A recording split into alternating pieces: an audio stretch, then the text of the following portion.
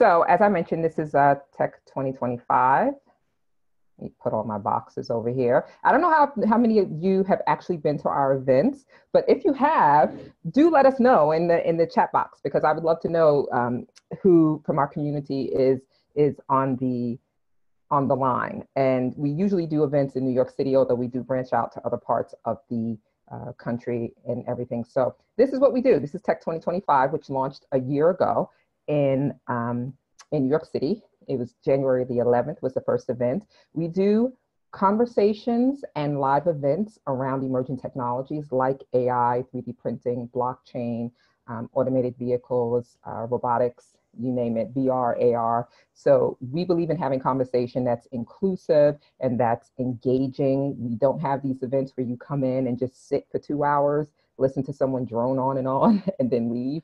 I believe that we should be having discussions about these technologies that allow us to sort of talk to each other about it. You know, I think a lot of people have great questions, great insights. And when our speakers come in to talk, we want to give them something to think about as well as them giving us something to think about. So this is very much a give and take. And I think we've built a pretty great community. So this is sort of kind of what we do. These photos are old, but we put on events monthly. We usually do about 3 to 4 events. They're called think tanks, most of them. And we also do webinars. We have just started doing those in December, and they are, I think we'll do about 2 of them per month. We just did one a month ago on microchip implants. So that was a really fun one. If you guys want to learn more about our events and you want to sort of be kept abreast of the webinars, by all means, what you would do is one of 2 things. You can always check on our website. If you go on the home page, you'll see a button for upcoming events, and you'll be taken to a page that has a list of our upcoming events. We have 5 events coming up now, actually, between now and March the 1st. So definitely go over there and check that out. Another way to stay on top of what we're doing is to join the newsletter. So I don't know how most of you came to this webinar. Some of you were invited via email, but if you're not on our email list, definitely join that, because we do send updates regularly, but not too often, about our events, okay? So, and this is just a couple of them that's coming up. I'm speaking somewhere tonight. We're having another webinar next week on AI research, if you're into that. So, but today is a big day for us because we are doing a webinar on how to prepare children for the ongoing technological explosion and jobs of the future with Jonathan Mugan, and I'm so excited to have him.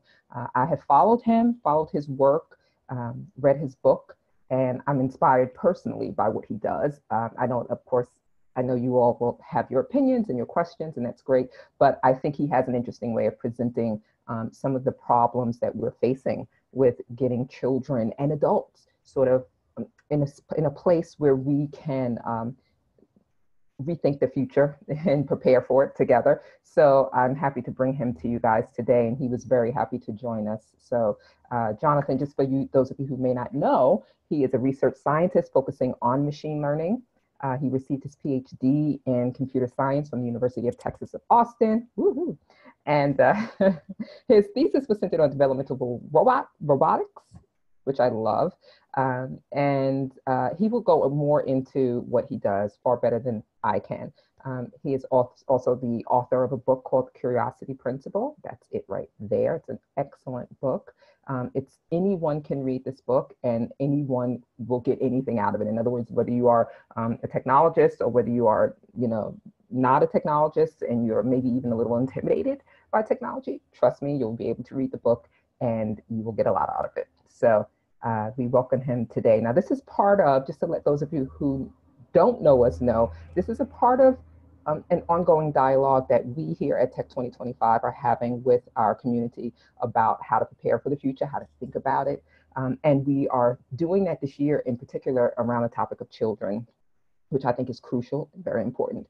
And so last month, or was it in December? This was January. The first event that we did this year was with Randy Williams, that's Randy in the upper left-hand corner, and it was called How Are AI Devices and Intelligent Toy Robots Changing the Way Children Think and Behave? And it was based on research. She is a PhD student, candidate at MIT, and she just did research, published research with her partner there on, it's actually the topic of it, or the title of it is, Hey Google, that's a typo, sorry about that.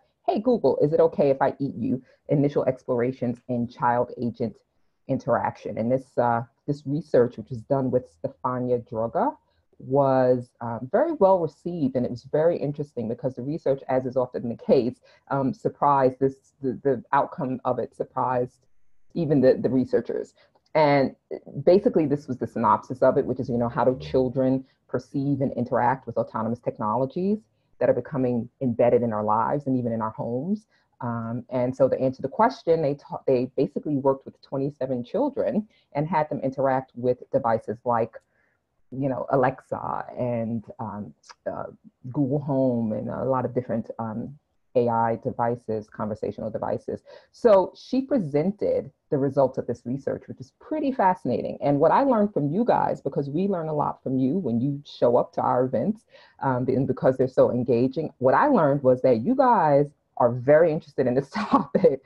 We had a packed house and we had a lot of teachers. We had people from toy companies, we had people from children's museums, and a lot of people want to know about how these technologies are impacting children and how we can engage them more in a sort of critical thinking and discussion around technologies, as opposed to just embracing them, without questioning them. So this was just, again, the event, which was great. And then we did breakout sessions, and everybody had a lot of great feedback about what they felt was problematic with allowing children to engage with a lot of the AI devices that we're giving them.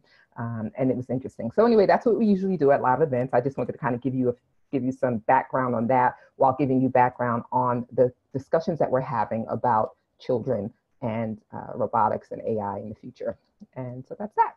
All right, that's one of the discussion groups. I love when you guys sort of get together and talk. Just to let you know, before I turn this over to Jonathan, we have we just launched this week, a discussion forum. And I know somewhere in the background, Rebecca is smiling at me because this was a labor of love. And it was actually something that you guys have been asking for a lot, because you all are having incredible conversations and you're coming up with amazing ideas. I mean, even our speakers are telling us this, that what they're hearing from you is so shocking in a way, because they don't think that I don't think a lot of people think that ordinary people are just thinking about these things. But when you come in to talk about this, I'm hearing amazing ideas and really smart, sort of critically thought out questions. And so we decided to launch a forum as an extension of all of our events. And the discussion forum, which you'll find at discuss.tech2025.com, is meant for you guys to be able to, like after this webinar, go there. You can download the speaker presentation. You can get more information on the speaker. Our wonderful speakers have access to the forum. So if they are if they would like to engage with you guys and answer questions in the forums, that you can do that with them as well. But definitely it's a place for you to continue the conversation and share information. I know there's a lot of you online today who are teachers or who work with children or who are parents, and you have information yourself, insight yourself. We would love it if you would go to the forum and check it out. So just so you know, before I turn it over, the forum is new. There are parts of it that are locked because we're still working on it. But the part that you need to get into will be open. You can also go to the part, there's a section on there that will have information and the presentation that Randy Williams gave that I just showed you. So you can kind of see what people's feedback was about that. And it's invite only, because we want to make sure that we get the community in here and not the riffraff from the internet. From the internet. So look for that. Look for the invite in your email box, in your email inbox. And I look forward to having you in the forums and at more events. Okay. So now I'm actually going to turn this over to the amazing Jonathan. I'm going to mute my mic and let him take over. Again, this is Jonathan Mugan. Thank you so much, Jonathan, for joining us. Oh, sure. Yeah, I'm happy to have you. Wait, happy to be here. Oh. Okay. Wait, that didn't start off well, did it? Easy. Yeah, these days you got to. Okay. Now I'm waiting for my, I'm beach balling on the screen here while I'm waiting for the screen share. It takes a while to decide these things. Yeah, it's weird, right? It's not usually a little slow like this. So how are you guys doing in the chat while that's happening? Actually, I'm going to bring your. Let's see here. I'll just share the whole thing. Awesome. And let's see. Do we see anything yet? I see your browser. No, that's progress. How about slideshow, play from start? Mhm.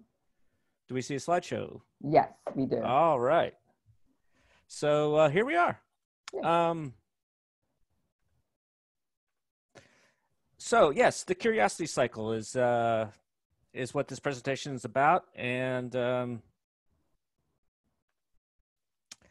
so here's the outline here. So just a brief introduction. Charlie already gave one, so I won't really go into to me. We'll talk about why curiosity is so important in this world of technology, and how, given that curiosity is important, how do our brains work to incorporate it? Well, it turns out we do that by constructing our world. And so curiosity has even more of an impact than we might think on first blush. Then we'll look at the curiosity cycle itself, which is a mechanism that I came up with during my PhD work for helping robots learn about the world. And since my background is also in psychology and I'm a new parent, or I was at the time, I wanted to incorporate that into how parents could help children learn about the world. So we'll look at encouraging the curiosity cycle and the mindset one needs to really benefit from it. And then we'll look a little bit at technology in particular, machine intelligence, how it's different from our own, how we integrate computers into learning and curiosity, and finally, how we can mitigate some of the dangers of technology. So yeah, I did my PhD at UT Austin, having robots run around the world and learn things. So robots are really primitive at this point, so they aren't running around the world and learning things, but we're getting there. My undergraduate degree is in psychology. I'm a father of 3 kids, and I'm currently a researcher in artificial intelligence. I currently focus on deep learning and natural language processing. So yeah, so why is curiosity important? So curiosity is useful, practically useful in life. And computers can currently answer a lot of questions and do repetitive tasks. And so in order for jobs to keep coming, we'll need to stay ahead of the curve in order to stay employed and keep our children employed. And so curiosity can help us do that. It can lead to a deep knowledge that is more transferable than the superficial knowledge that computers have. And this will allow us to create the kind of significant things that computers currently can't do. But even more importantly, curiosity makes life more fulfilling. So imagine, remember back to being in school, how a lot of it was drudgery. But if you actually care about the subject you're learning about, if you've heard about some of these things before, some of this history, some of this math, and you have little pieces of your puzzle that are missing, school can be a little less tedious. And curiosity also gives another dimension to life. It's really easy to focus on our social lives, on ourselves, and that can be depressing. And being curious about how the world works can really help mitigate some of that depression that we all suffer. So since curiosity is important, how does it fit into the way our brains work? Well, it turns out that our brains construct our world to a degree that's surprising. So they do these experiments. Psychologists are always messing with people, and they do these experiments called change blindness. And but before that, so a lot of these experiments with change blindness that I'm talking about are not how you don't notice the world. And so a little story with my wife is we were in a apartment one time. She looked and said, "Wow, look at that beautiful crown molding." And I looked up and I said, "Wow, I've never seen crown molding before." And it was really weird to me. I'd never seen it. I'd heard the term, but I'd never actually seen it. And my wife said, "Yeah, you're an idiot." But that was really fascinating for me because, of course, crown molding had fallen on my retina. It's pretty common in our environment, but I had never consciously recognized it. And so then after that point, I was able to see the world in a new way because I had gained a new feature. And kind of in a similar vein, I was once walking down a parking lot and I saw a cat. I looked over and I saw this cat about 40 yards away. It was dusk. And as I got closer, I saw it was a beer bottle. So somehow the cat had turned into a beer bottle. Now, clearly the cat did not turn into a beer bottle, or at least it's relatively unlikely that that's what happened. but my brain had first constructed the world. It first constructed a cat. It's not showing you what the world is. It's showing you what it constructs the world to be. And so now getting to this chain blindness that I mentioned before, so these psychologists mess with people and they'll have you check into a hotel, say, and you'll talk to someone and the person says, oh, hold on just a minute. And she jumps down behind the counter or ducks down behind the counter to get something that comes up and it's a different person. They switch it out so it's a different person. And it's surprising to what degree people do not notice this. You're talking to one person, that person is switched out to another person, and we don't even notice. And it's beautiful in a sense because our brains don't need to notice. In this particular instance, it doesn't matter if the person changes, so our brains don't look for it. And so our brains look for the things that are necessary for the tasks that we're doing. We're not just taking in the world as it is, we're taking in what we need about the world. So when you make a peanut butter and jelly sandwich, you don't just see the whole scene, including the color of the plate, the table, the locations of everything. No, you're running this motor program that's more like a dance. So you lift up your arm and reach out to the jelly. And as you do that, you're using your vision system to guide your arm towards the jelly. You pick it up and bring the jelly to the bread, and then use your vision system to guide towards the bread. And at that point, you've kind of forgotten where the jelly is. Your brain is constantly creating this world that you're using as part of your actions. And this is why curiosity is so important, because it actually allows you to see more of the world when you're actively engaged in it.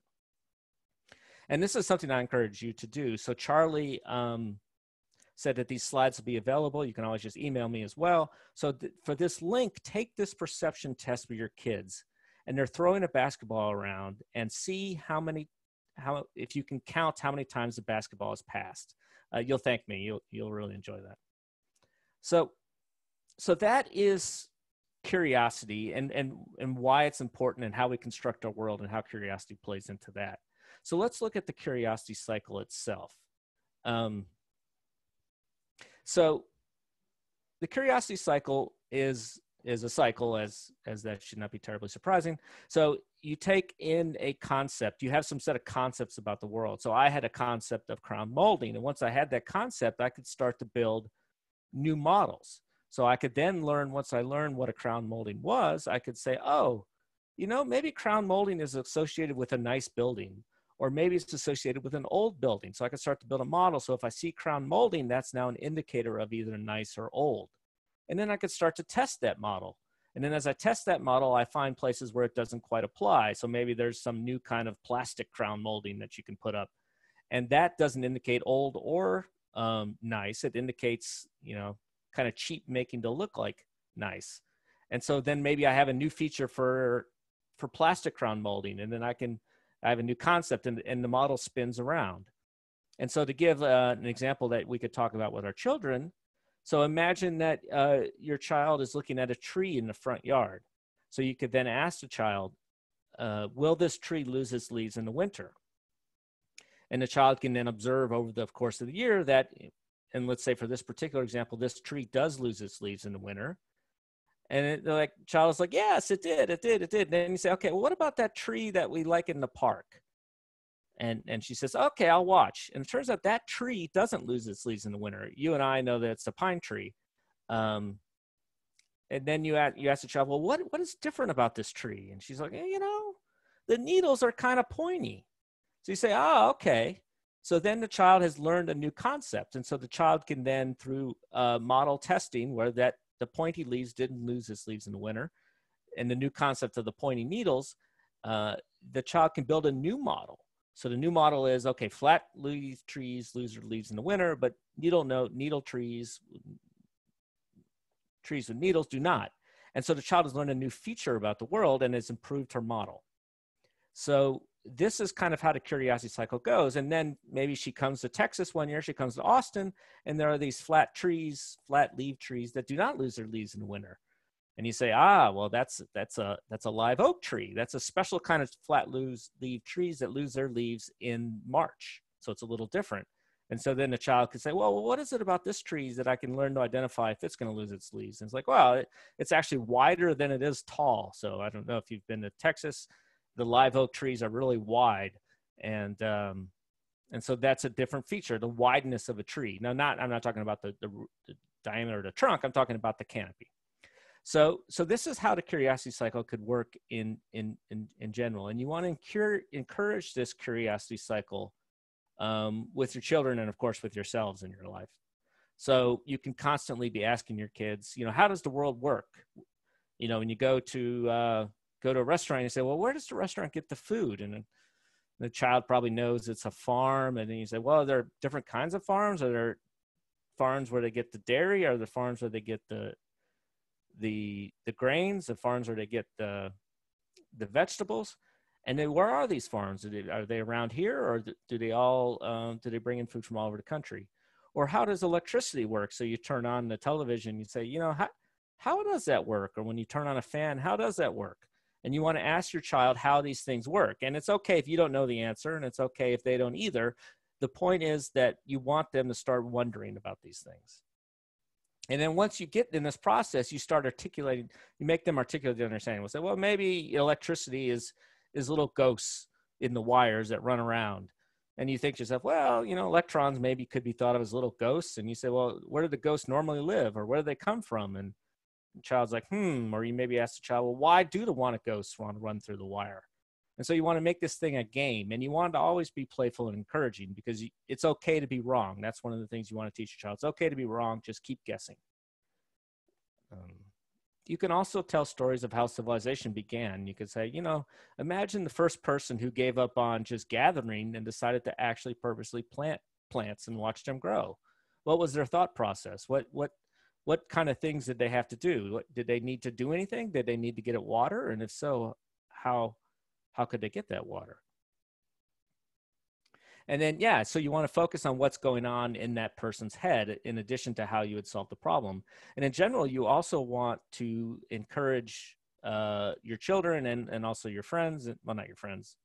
They can do what they want. Encourage your children and yourself to always be predicting what other people are thinking, because that gets you in the habit of seeing things from other people's point of view, which is really useful. And so there's a lot of other questions you can have to start discussions with your children. How did life begin? Is fire alive? It consumes and it grows and it goes until something extinguishes it. Did time start at the Big Bang, or was it before? Are we alone in the universe?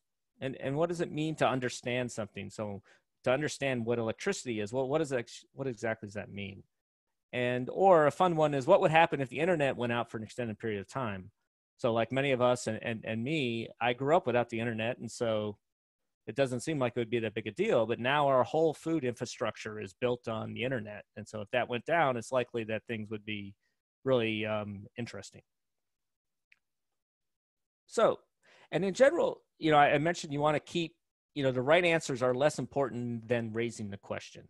And that's because curiosity trumps knowledge, because you can always use curiosity to get more knowledge, where knowledge is kind of static. And so it's okay if you don't know the answer. You just want to raise these questions. And open questions in your child's understanding become placeholders. So it's hard for your child to understand electricity when she's 5 years old, but then when she finally does learn about electricity in school, suddenly she'll care. She'll care in a way that she might not have otherwise, because it won't seem so abstract. She'll be answering a question that she's always had. And in general, you want to speak to your child so they can understand. We all naturally do this. But in cases where the context of the conversation is understood, go ahead and speak at the edge of your vocabulary. Because these words that the child has not heard before and it maybe doesn't quite understand fully, those serve as placeholders. Then your child can then pick up the meanings of those words later on. And likewise, you can watch international news with your children. Your children may not know where Bolivia is, or they may not understand what Bolivia is, but by seeing news stories about Bolivia or places like it, there'll be a placeholder like, oh, okay, Bolivia is actual place, and there are people there, and they have lives just like I do. And when I learn about Bolivia in history, or Bolivia comes up as important later in my life, I'll have this placeholder there ready for it. And like with how curiosity trumps knowledge, also encourage your child that learning is more important than grades. I grew up not caring enough about grades, and many of us did. But now it seems like there's this, all of us grew up and said, okay, we got to to push our kids harder. And I think that's the wrong point of view. We don't want our kids to burn out. It's a long life we live if we're lucky, and learning can take you through the whole way. And learning is what gives you that deep understanding, not the grades themselves. So that's how you can encourage the curiosity cycle. Now, to have the right mindset for curiosity, you want to focus on perseverance. And so when you see an Olympian on TV, the Winter Olympics is on right now, you know, your child might say, wow, she's just such a natural. She's so graceful. And you say, well, she probably is very talented, but you get that way by practice. And they've practiced their whole lives for that event. And that's how you get good at something. It's not so much the natural talent. And likewise, you don't want to praise your child for being smart, because if you do that, when she gets into a class later in life, maybe a hard calculus class or something, and she first starts to have to struggle, she may give up because struggling would endanger her self-image. Her self-image of our children should be, hey, I'm going to keep going no matter what. I'm going to keep pounding on this problem until it's solved. It's not that I'm smart. It's just that I keep trying really hard. And like with arguments with your children, you want to focus on, like with grades, not the grade itself, it's the learning that's important. And the same with arguments. You want to actually learn from arguments. That's the whole point of arguing, is to gain a new appreciation of something that you didn't have before. So if you see your children arguing, or when we're arguing with each other, we should focus on the really important thing is, if you learn a new idea, you should to concede and say, wow, I learned something new. And that's what that winning really looks like. And people really do appreciate that. We think about the people in our lives that we admire. It's people who, if you teach them something, they appreciate it. And that's an important skill for our children. And learning in general is bittersweet, right? Because it requires admitting that we didn't know something or we were wrong. In fact, in general, we can think of, you can tell I'm a great artist. I built this little diagram here. So when you work hard to understand a complicated area, if you see the diagram on the left, how much you understand is probably more or less a linear. There are going to be bumps here and there as you acquire new concepts, but it's more or less going to be a linear with the amount of time you put into it. But how much you feel like you understand is this weird curve where when you're first learning about something, you feel like you understand. And then you kind of get to a point, you're like, well, wait a minute, maybe I don't really understand this. And you keep learning. And as you learn more, you come across more and more concepts within that area that are kind of new and you don't quite understand. You start to see all the things you don't understand. And then as you do this, you fall into this trough and you're like, wow, I don't really understand this at all. And you keep going, you kind of climb the hill, and that's kind of how it goes. And in order to climb this hill consistently, you need to have the right mindset. You need to have the humility that it's not that I'm smart, it's not that I'm going to be right, it's that I'm going to learn.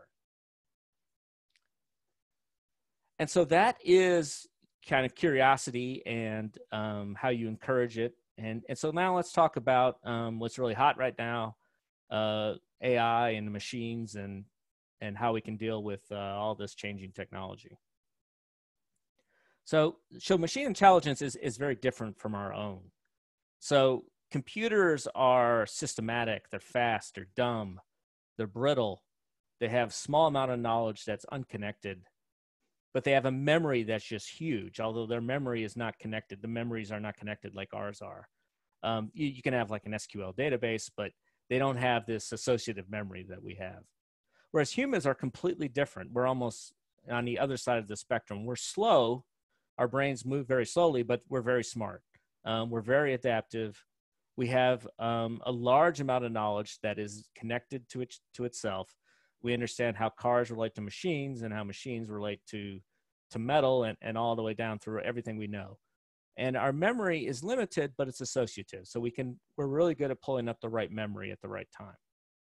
So it's not so much of computers taking over, it's more of a complement. We complement each other. And we think that computers will take over, like with the Terminator and stuff, because that's what we would do if we were them. We don't want anybody to control us. We want to be in charge. And we're like that because because of how we came to be. But computers didn't come to be the way we were. They were built. So they have a completely different point of view. So we can't predict what's going to happen when computers get smarter than us. They call that the singularity. And I like to think of it as a singularity, like a singularity of the black hole. We just, our predictions, our models just break down. We just can't really know what will happen. But in the near term, our bigger concern is not so much computers taking over, but it's more mundane things like job loss. And how are we going to deal with, as a society, as computers can do more and more of the drudgery, which is great in a sense, but there are a lot of people who rely on those on these jobs for employment and for their food. And so how, as a society, are we gonna navigate that? And computers are getting smarter, but like we saw in the last slide, they're very different from us. They have no common sense because they don't live in our world. All of our concepts are built on those things we learned when we were 2 or 3 years old. Objects, you can pick them up, you can drop them, they make noise. If you push a table, the objects on the table move. All of these kinds of things that we understand, that give us our deep knowledge of the world, computers lack. And that's why when you're talking to a chatbot, they're just completely stupid, because they're just looking at the superficial meaning of what you're doing. And so the repetitive tasks that don't require deep understanding are going to be automated. But if your kids focus on creativity and deep understanding, they'll be able to stay ahead of the curve. So how can how can we integrate computers into learning and curiosity? We've seen how they're different from we are, but how can we, if we want to, we've seen how we're different and we see how we complement each other. So how can we actually incorporate them? So learning to program is a great way. So this has been a little bit controversial. A few years ago, people was like, yes, everyone needs to learn to program. And then people started to push back and say, well, no, not everybody needs a program. Only a few people are going to be actually programmers. But one thing that's lost is why do people say it's a good thing to program? And I have a couple reasons. So one is that it's just beautiful. You're like a sorcerer casting spells. But more importantly, you can understand what computing is and what it can and cannot do. So a robot is going to seem less mysterious if you've programmed and tried to get the thing to run and not bump into a wall. You understand the mechanics of what's going on. And having something not seem so mysterious is a really important aspect of understanding our world. And so Python is a popular language. And here's a couple links. Charlie's going to make these available so you can make these slides available so you can get these links. I have a blog post here on learning math with Python. So should be good. And in addition to being fun and giving you a sense of how the world works, programming is important because it teaches you to work through problems. So you can imagine this procedure. And when I have people coming at work, and sometimes if they struggle with technology, I say, okay, here's the procedure to follow. You first Google why something doesn't work. Then you Google all the stuff you didn't understand in the answers to step one. Then you randomly try some stuff. Then you go to one. And you just keep running this algorithm. Now, of course, you stop and get help when you need to, but this is the algorithm that people like me who program all day, this is what we follow. And so in addition to programming, there's this thing called GIMP, which is a lot of fun. You can create, it's kind of like Paint, but it's a supercharged version of Paint where anything is possible. Microsoft Paint, when I say Paint. And so you can download this for free, and there are a ton of tutorials online. Your kids can start to make these images that are just crazy, and it gives them a sense not only of how to create, but also of these images that we see on magazine covers, how they are not the real world, because anything can be done in images now. And so here's a bunch of other coding resources for you that you can look up. There's Khan Academy, you've probably heard of. They have special things just for programming, and there's this thing called processing, which a lot of people are into. Computational art, and processing is a perfect language for that. And it doesn't have to be programming. That process of taking, Googling how something doesn't work and then trying all this stuff and then Googling again.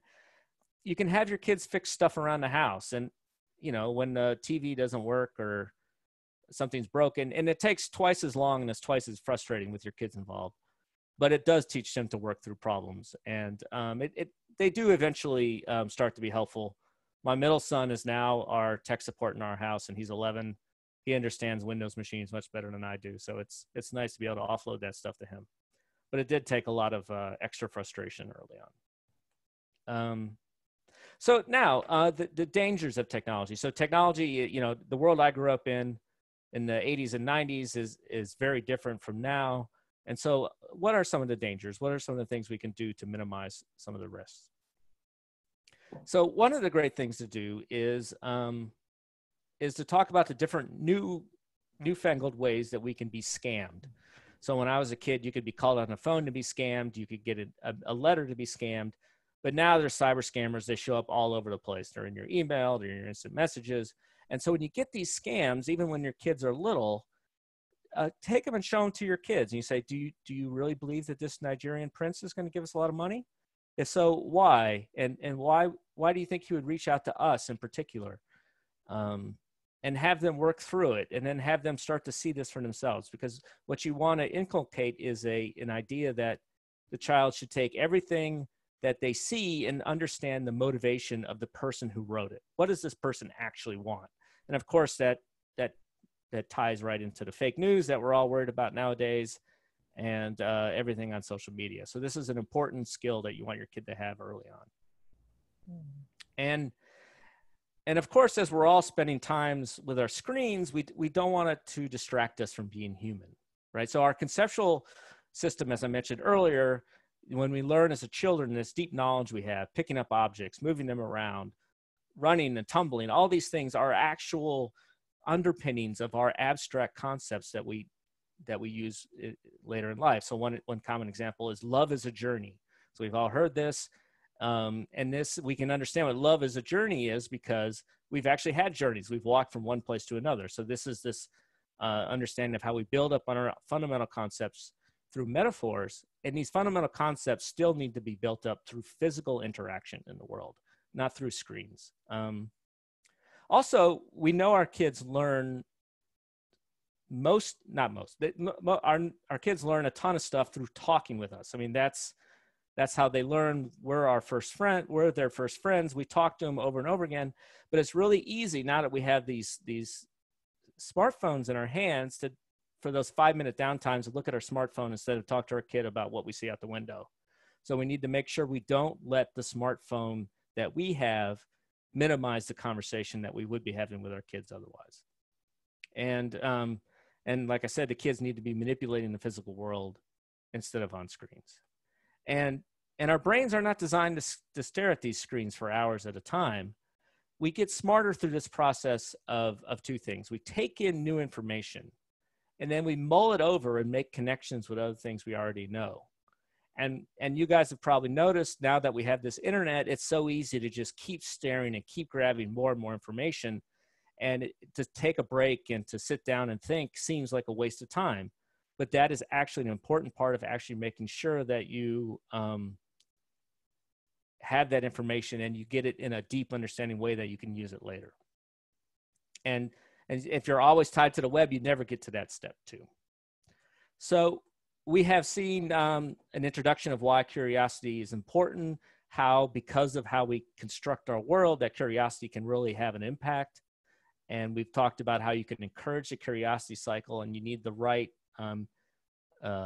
mindset for curiosity. You need to be open to learning. It needs to be not about the ego. It needs to be about creating understanding. And we've seen with technology how computers are completely different from us and how they process information.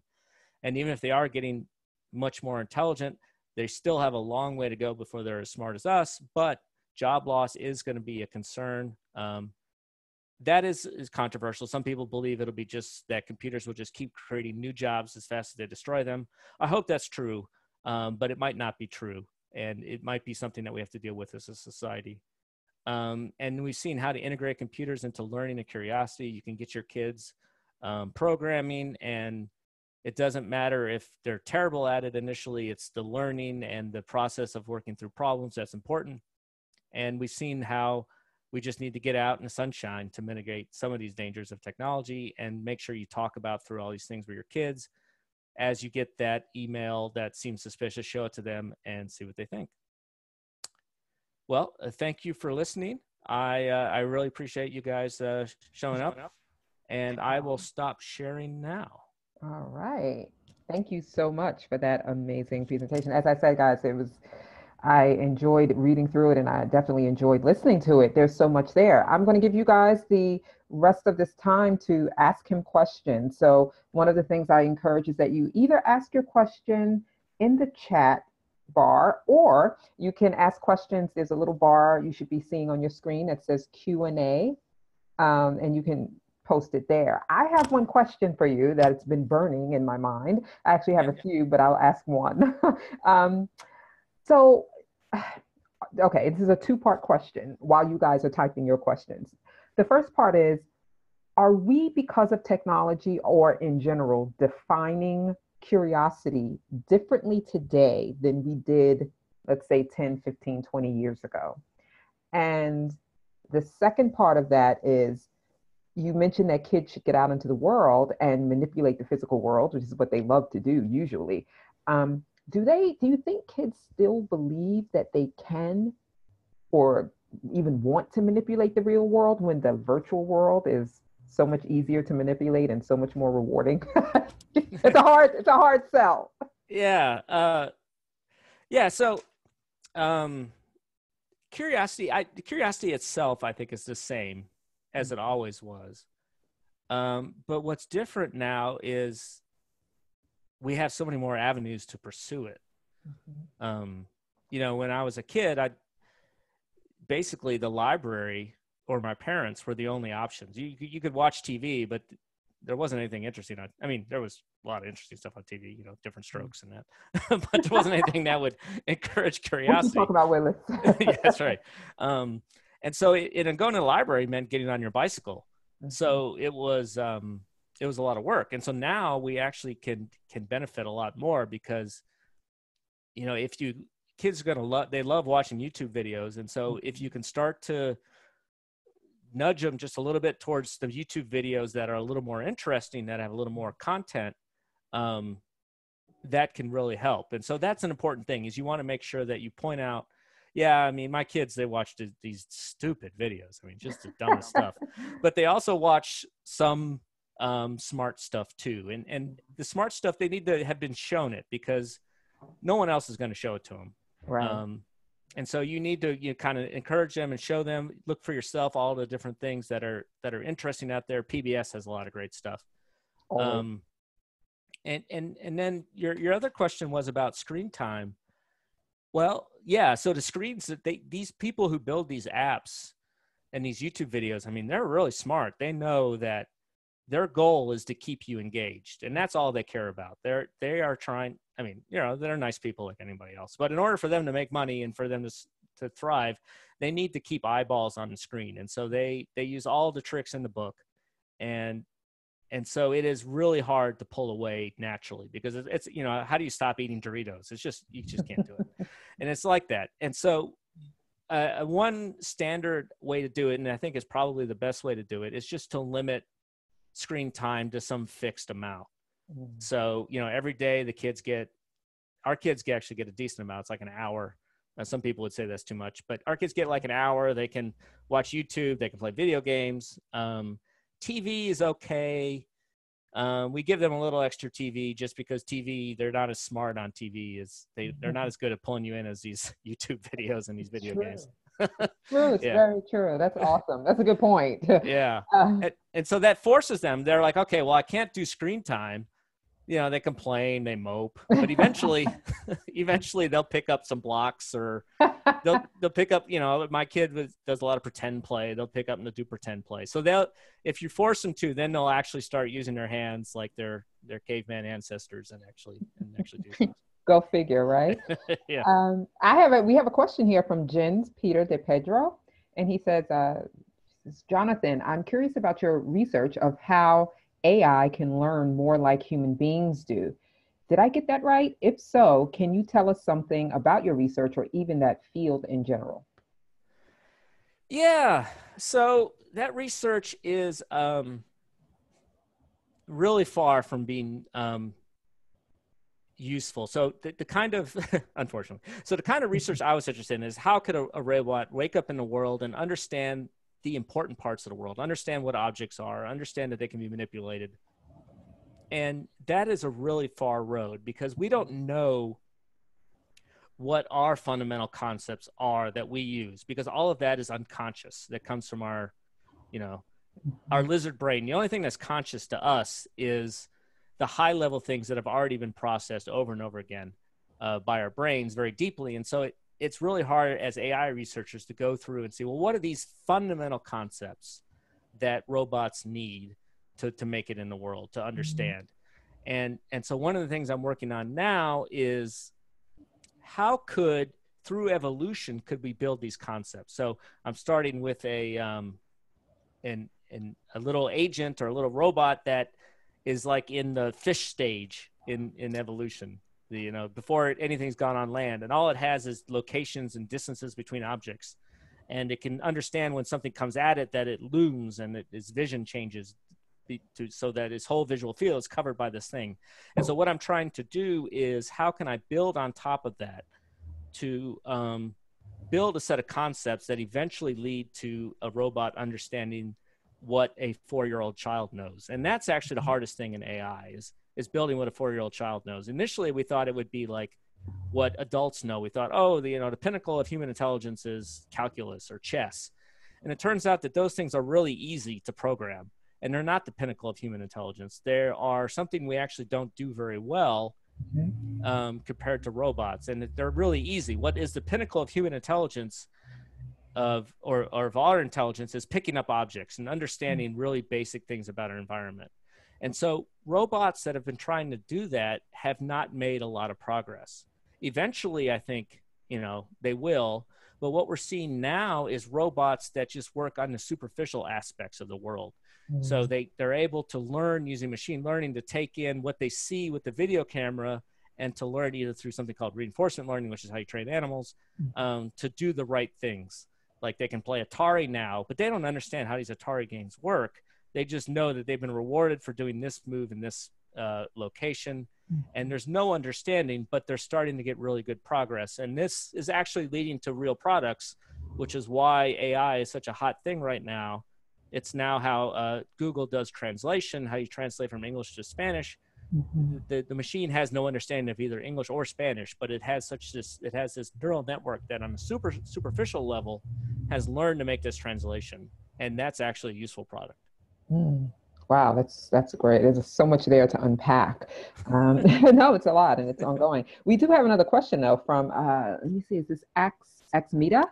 And the question is, she says, sooner or later, we will start using robots in war, starting with drones, which we're already doing, and then having robots fly planes. What do you think this can eventually lead to? What we saw in the movie Terminator, maybe, but maybe in 50 years or so. So what do you think? Yeah, that's a real hot issue. There are a lot of people working to say that, okay, so one of the things is, yeah, of course, we know we have robots right now in war, right? They have drones and they fire missiles, but there's a human in the loop. And so a human makes a decision whether or not to fire. Or even like guided missiles that have been around for a long time, the missile guides itself to the target. So that is like a robot going to the target. But a human made the decision to fire that missile. And so they call that being human in the loop. And so the big debate now is, are we going to keep a human in the loop? Because humans are slow. And so imagine that you built this robot and went into a firefight and you had to have a human in the loop to decide whether or not it would fire. Well, if the other side doesn't have a human in the loop, you're going to lose. And so it may be that in order to not get wiped out in war, you need to not have a human in the loop. So then they're trying to make kind of like a nuclear arms treaty, a treaty where, okay, no country can build a robot that fires without a human in the loop. So if we do that, then there isn't this race to murderous robots.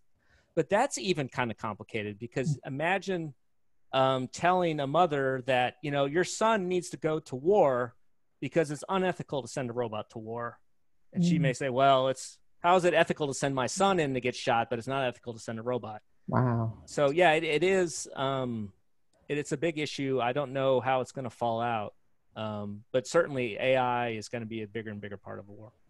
Human in a loop. I've never heard of that. I think that's fascinating. I'm going to actually look into that. Do we have any more questions? I am going to ask. Also, if anyone would like to, oh, can we get Jonathan's email? Yes, absolutely. It's a couple of things, just so you know, guys, we are going to, as soon as I get off of this call, I promise you, send you within 5 minutes. 5 minutes. I'm going to send everybody Jonathan's presentation, his contact information. I will send you a link to join the forum if you'd like to continue conversations, and the links that he shared with us. Jonathan, anything that you want to give to me to give to them, that's great. If you'd like to mention your email now, that's fine, but I'll send it in 5 minutes. I promise you. Okay. Yeah, my email is Jonathan William Mugan. It's long at gmail.com. Somehow Jonathan Mugan is taken, but I'm the only What? Jonathan Mugan that I know Have, of in the world. have you So met? Oh, I don't know about that. You might have a doppelganger or a robot or an AI. maybe Mugan's a weird name. It So is. somehow, It so is. I'm Jonathan William Mugan. I also have a web page, jonathanmugan.com, Okay. where there's a lot of my blog posts Mhm. there where I talk about AI and how I think things are going to shake out. Awesome. Oh, hey, listen, Serene says this is useful information for parents to know, but it seems like parents don't. What's the best way for parents to stay up to date on how to navigate their kids' educational pathways? I guess within this topic.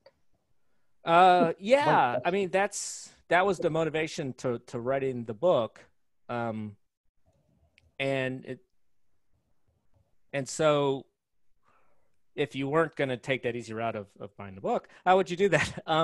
So yeah, I don't actually have a good answer for that. I mean, this is the kind of stuff that you pick up by just continually looking out in the world and reading these things. Reading the New York Times. New York Times runs a lot of good articles about this. BBC runs a lot of good articles about this. The great newspapers do that. PBS has a lot of great stuff, and NPR. So if you stay focused on those kind of news outlets, they tend to have a lot of this information. A lot of balanced information too, because a lot of it can be sensationalized and Yeah, yeah. Generally, if I don't know the source, like if I see a news article from some source I never heard of, I just assume it's. so if you see a news article from charlieoliver.com, you'd be like, wait a minute. Okay.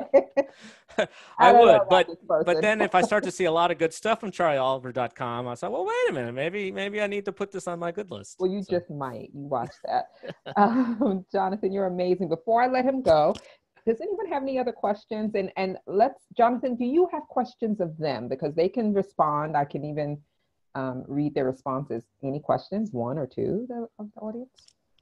uh, questions of the world. Um, yeah, I imagine a lot of you guys do a lot of this stuff, especially with mitigating the impact of technology, limiting screen time. Is there anyone out there who has kind of an interesting way to mitigate the dangers of technology that I didn't mention? Hmm, that's a great question. And if you do, are you selling it or Yeah, yeah. Where do I buy where do I buy it? Is it copyrighted? Trademark. Can I put it in my next version, I version know, 3.0 of the book? right? Yeah, see, now I'm like, we're not getting answers to this. This is interesting. However, I will say this. I'm going to put that question in the forum and I'll Okay. present it to everybody in the forum and you guys think about it and go in there and chat. Again, Jonathan will be in I'm not going to say you will be in the forum, but I'll give you access to it and he can come in if he wishes to see what you guys are saying and to engage. We are going to wrap this up actually. It's 4 o'clock. All right. Okay, So right on time. Jonathan Mugan, you are the best. Thank you so much for joining us and for giving us your time and your expertise. And we will keep following you. What are you doing next, by the way? Is there anything that we should know about, events or anything? Uh, no. Let's see. So I'm teaching a machine learning course in Austin, but that's a Oh, local that's thing. cool. That's cool. Okay. And I give talks in Austin. I Okay. don't give many talks outside of Austin because Texas is far away from most things. Yeah. Well, But that's okay. yeah, if you're in Austin, I'll be probably giving a talk at some point.